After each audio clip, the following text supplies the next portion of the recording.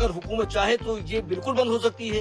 हुकूमत ढील दे रही है तो यहाँ तक बात पहुँच रही है। अगर हुकूमत टाइट हो जाए तो मजाल है कि कोई आगे जाए। सभी चीज पे सर्वे करवाइए और जितनी इलीगल मस्जिदें बनी हुई है, जितनी इलीगल मज़ारें बनी हुई है, उन पर बुलडोजर चढ़ाए। जो लोग बातों से नहीं मानते उनको कम समटाइम बुलडोजर से भी समझाना पड़ेगा।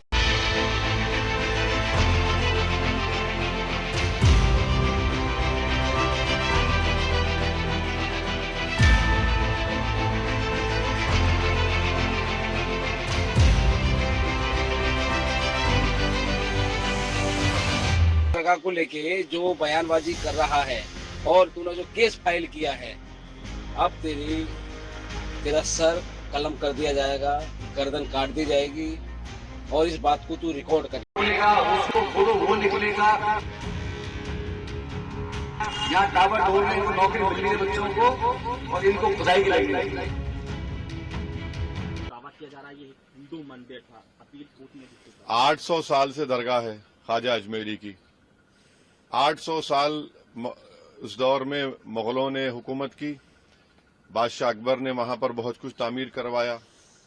फिर मुगल खत्म हुए, मराठाओं का राज शुरू हुआ। फिर मराठा के बाद उन्होंने अजमेर को 18,000 रुपये में अंग्रेजों को बेच दिया।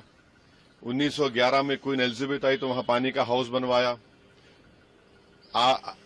नेहरू से लेकर जितने प्रधानमंत्री बने वो वहां पर चादर भिजाते हैं। आप बताइए क्या करना चाह रहे हैं लोग? आखिर क्यों इतनी नफरत पैदा कर दिए बीजेपी आरएसएस वाले मस्जिद दरगाहों के ताल्लुक से? प्रधानमंत्री नरेंद्र मोदी खुद चादर भिजाते हैं। अब बताइए उस पर क्या बोलेंगे वो? उन्होंने मिनिस्ट्री ऑफ माइनॉरिटी अफेयर्स को पार्टी बनाया तो नरेंद्र मोदी की सरकार उसको बोलेगी कि वो दरगाह है ही नहीं है। प्लेसेस ऑफ वर्शिप एक्ट तो इस्तेमाल ही नहीं हो रहा। लोअर कोर्ट आखिर प्लेसेस ऑफ वर्शिप एक्ट को क्यों नहीं सुन रही है? आप हर जगह पर जाकर बोलेंगे नहीं यहां पर मस्जिद नहीं थी, यहां पर दरगाह नहीं थी, यहां पर कुछ और था, तो फिर कल कोई मुसलमान जाकर कोई बोल दे जाकर के नहीं यहां पर ये नहीं था, यहां पर वो था। कहां रुकेगा फिर ये?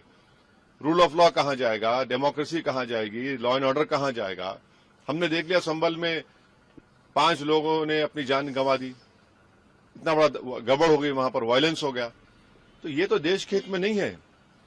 जो सियासत नरेंद्र मोदी और आरएसएस कर रही है उससे देश कमजोर हो रहा है, उससे भाईचारगी कमजोर हो रही है, रूल ऑफ लॉ कमजोर हो रहा है। अब तो इनको जवाब देना पड़ेगा।